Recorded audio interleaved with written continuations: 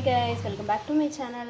இன்னைக்கு நம்ம இந்த வீடியோவில் என்ன பார்க்க போகிறோம் அப்படின்னா ஹெர்பல் ஹேர் கண்டிஷனர் தான் வந்து எப்படி பண்ணுறது, அது வந்து ஈஸியான இன்க்ரீடியன்ட்ஸ் வச்சு வீட்டில் இருக்கிற இன்க்ரீடியன்ட்ஸ் வச்சு நம்ம எப்படி பண்ணலாம் அப்படிங்கிறத தான் இந்த வீடியோவில் வந்து நான் சொல்லி தர போகிறேன். இதுக்கு வந்து நான் கருவேப்பிலை எடுத்திருக்கேன். நம்மளுக்கு வந்து குவான்டிட்டி வந்து நம்மளுக்கு எவ்வளோ வேணுமோ அவ்வளோ எடுத்துக்கலாம். நீங்கள் அப்பப்போ ப்ரிப்பேர் பண்ணி நம்ம போட்டுக்கிட்டாலும் ஓகே தான், இல்லை எனக்கு டைம் இருக்காது நான் ஸ்டோர் பண்ணி வச்சுட்டு அதுவே யூஸ் பண்ணிக்கிறேன் அப்படிங்கிறவங்களா இருந்தாலும் ஓகே தான். நான் வந்து ஸ்டோர் பண்ணிக்கிறதுக்காக தான் நான் இது எடுத்திருக்கேன். நான் வந்து ஒரு 10 to 12 லீவ்ஸ் வந்து எடுத்திருக்கேன். அதாவது இப்படி கொத்து கொத்தா 10 to 12 எடுத்திருக்கேன். இதை வந்து நான் உருவி எடுத்துக்க போகிறேன். இப்போ நான் இதை உருவி எடுத்துட்டேன். அடுத்த இன்க்ரீடியன்ட் என்னென்னா பெனுக்ரீக் தான் எடுக்க போகிறோம். வந்து எடுத்திருக்கேன். நம்மளுக்கு எவ்வளோ தேவையோ அவ்வளோ எடுத்துக்கலாம். மெஷர்மெண்ட்லாம் எதுவும் இல்லை. நம்மளுக்கு எவ்வளோ வேணுமோ நம்ம எவ்வளோ ஸ்டோர் பண்ணி போகிறோமோ அதை பொறுத்து நான் எடுத்திருக்கேன். வெந்தயம் வந்து கொஞ்சம் எடுத்திருக்கேன். இந்த மிக்ஸி ஜாரில் போட்டேன். இப்போ கருவேப்பிலையும் இது கூட நான் போட்டு நல்லா கிரைண்ட் பண்ணிக்க போகிறேன். தண்ணி வந்து நான் யூஸ் பண்ண போகிறது இல்லை. ஃபஸ்ட்டு எடுத்தோடனே பவுடராக நம்ம நல்லா அரைச்சிக்கணும். ஏன் அப்படின்னா எடுத்தோடனே தண்ணி ஊற்றி அரைச்சிங்கன்னா வெந்தயம் வந்து இதாகாது. ஃபஸ்ட்டு இதை நல்லா போட்டுட்டு நல்லா கிரைண்ட் பண்ணி பவுட்ரானதுக்கப்புறம் தண்ணி யூஸ் பண்ணணும். ஆனால் இதை அரைச்சிக்க போகிறேன். இந்த மாதிரி ஒரு அளவுக்கு இதானதுக்கப்புறம் இதுவே தண்ணி விட்ட மாதிரி ஆயிடுச்சு. நான் அதனால தான் எடுத்தோடனே தண்ணி ஊற்றலை. பார்த்தீங்கன்னா தெரியும், இதுவே நல்லா தண்ணி விட்டுருக்கோம். ஏன்னா கருவேப்பிலை போட்டு அரைக்கிறதுனால தண்ணி விட்ட மாதிரி ஆயிரும். ஸோ அதனால தான் நான் வந்து தண்ணி ஊற்றலை. இப்போது நல்லா அரைஞ்சதுக்கப்புறம் தண்ணி ஊற்றி மிக்ஸ் பண்ணி அடிச்சுக்கலாம். இதை அரைச்சி ஒரு 10 மினிட்ஸ் வந்து அப்படியே விட்டுருங்க, எதுவும் பண்ணாதீங்க. அது வெந்தயம் வந்து கொஞ்சம் இதாகட்டும், மிக்ஸ் ஆகட்டும். ஆனதுக்கப்புறம் நம்ம என்ன பண்ண போகிறோம்னா ஒரு துணியை வச்சு இதை வடிகட்டி இந்த தண்ணியை மட்டும் எடுக்க போகிறோம். இப்போ நான் இதை ஒரு பவுலுக்கு வந்து மாற்றிட்டேன். இதை என்ன பண்ண போகிறேன் அப்படின்னா இப்போ வந்து நான் வச்சு அடுப்பில் வச்சு கிண்ட போகிறேன். ஒரு 10 to 15 மினிட்ஸ் வந்து கிண்ட போகிறேன். அதுக்கு முன்னாடி இது கெட்டியாக இருந்துச்சுன்னா நான் கொஞ்சம் லிக்விடாக மாற்றிக்கணும், அடுப்பில் வைக்கணும் அப்படிங்கிறதுக்காக நான் வந்து எடுத்திருக்கேன். இப்போ இதை அடுப்பில் வச்சிடலாம். நான் இந்த தண்ணி ஊற்றி அடுப்பில் வந்து வச்சுருக்கேன். இது ஒரு 10 மினிட்ஸ் ஓகே. 10 மினிட்ஸ் இல்லைனா 10 மினிட்ஸ்க்குள்ளே ஒரு 5 மினிட்ஸ் போதும். அது நல்லா பபிள்ஸ் வந்தோடனே நம்ம வந்து இறக்கிடலாம்.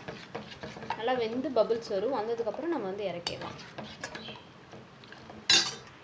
ஹேர் ஸ்ட்ரைட்னர், ஹேர் சீரம் இதெல்லாம் வந்து நான் நிறைய யூஸ் பண்ணி ஹேர் வந்து ரொம்ப டேமேஜ் ஆகிருக்கு அப்படின்னு நினைக்கிறீங்க, இல்லை ஆயில் வைக்காமல் ரொம்ப ட்ரையாக இருக்குது அந்த மாதிரி இருக்கவங்க கண்டிஷ்னர் நிறையா யூஸ் பண்ணணும், சில்கியாக வரணுங்கிறது தான் நம்ம கண்டிஷ்னர் போடுவோம்.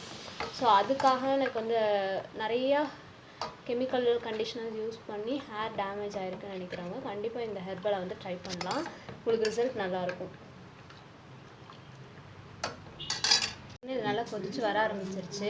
இதை வந்து நம்ம என்ன பண்ணோம்னா ஒரு 2 மினிட்ஸ் கிண்டி விட்டுட்டு ஆஃப் பண்ணிடலாம். போதும், இந்த கன்சிஸ்டன்சி வந்தால் போதும். இந்த மாதிரி பபிள்ஸ் வந்தாலே போதும், நம்ம ஆஃப் பண்ணி எடுத்துக்கலாம். இந்த மாதிரி ஒரு பவுலில் ஒரு துணி போட்டுக்கோங்க. ஏதோ ஒரு வேஸ்ட் கிளாத் இருந்துச்சுன்னா அதை நீங்கள் நல்லா போட்டுக்கோங்க, க்ளீன் பண்ணி. இப்போ இதில் வந்து இதை வந்து நம்ம ட்ரான்ஸ்ஃபர் பண்ண போகிறோம். நம்ம வச்சுருந்தோம் இல்லையா, அதை வந்து நம்ம ட்ரான்ஸ்ஃபர் பண்ண போகிறோம். கொஞ்சம் கொஞ்சமாக ஊற்றி ட்ரான்ஸ்ஃபர் பண்ணிக்கோங்க.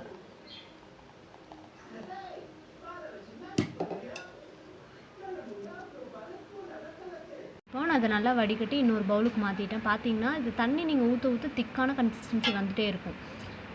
அப்போது இதை நம்ம என்ன பண்ணணும்னா இப்போ வந்து நான் இன்னொரு பாட்டிலில் வந்து ஸ்டோர் பண்ணிக்க போகிறேன். நான் இது ஸ்டோர் பண்ணிக்கிறதுக்காக செஞ்சேன். ஸோ இதை நான் வந்து ஃப்ரிட்ஜில் ஸ்டோர் பண்ணிக்க போகிறேன். நீங்கள் இது எப்படி யூஸ் பண்ணணும் அப்படின்னா நீங்கள் குளித்ததுக்கப்புறம் ஷாம்பு போட்டு வாஷ் பண்ணதுக்கப்புறம் எப்போவுமே மைல்டான ஷாம்பூஸ் வந்து யூஸ் பண்ணுங்கள். ஷாம்பூஸ் யூஸ் பண்ணதுக்கப்புறம் என்ன பண்ணணும் அப்படின்னா இதை நான் ஃப்ரிட்ஜில் ஸ்டோர் பண்ணுறதுனால நான் குளிக்க போகிறதுக்கு 1 hour முன்னாடியே நான் எடுத்து வெளியே வச்சிடணும். ஃப்ரீசர்லலாம் வைக்கக்கூடாது. நீங்கள் நார்மலாக வாட்டர் பாட்டில்ஸ் வைப்பீங்களா அந்த செக்ஷனில் இதை வச்சுக்கலாம். அப்புறம் இதை எடுத்து நீங்கள் வந்து ஹேர் வாஷ் பண்ணி முடிச்சு ஒரு 5 மினிட்ஸ்க்கு அப்புறம் இதை போட்டு ஒரு 2 மினிட்ஸ் 3 மினிட்ஸ் கண்டிஷனருக்கு நம்ம எவ்வளோ டைம் எடுத்துப்போமோ அதே மாதிரி இதை போட்டுட்டு தலையில் வச்சுட்டு அகைன் ஹேர் வாஷ் பண்ணிக்கலாம். இதை போட்டுட்டு திருப்பி நீங்கள் ஷாம்பூஸ் வந்து யூஸ் பண்ணக்கூடாது, ஃபுல்லாகவே டேமேஜாக தான் ஆகும் இதை போட்டு யூஸ் இல்லாத மாதிரி. ஸோ நீங்கள் இந்த ப்ரொசீஜரை நீங்கள் ஃபாலோ பண்ணிங்கன்னா இந்த கண்டிஷனர் வந்து உங்களுக்கு கண்டிப்பாகவே ஹெல்ப்ஃபுல்லாக இருக்கும். கண்டிப்பாக இந்த வீடியோ உங்களுக்கு ஒரு யூஸ்ஃபுல்லான வீடியோவாக இருக்கும்னு நினைக்கிறேன். பாய். இந்த மாதிரி வாட்டர் பாட்டில்ஸில் ஸ்டோர் பண்ணி நீங்கள் யூஸ் பண்ணிக்கலாம்.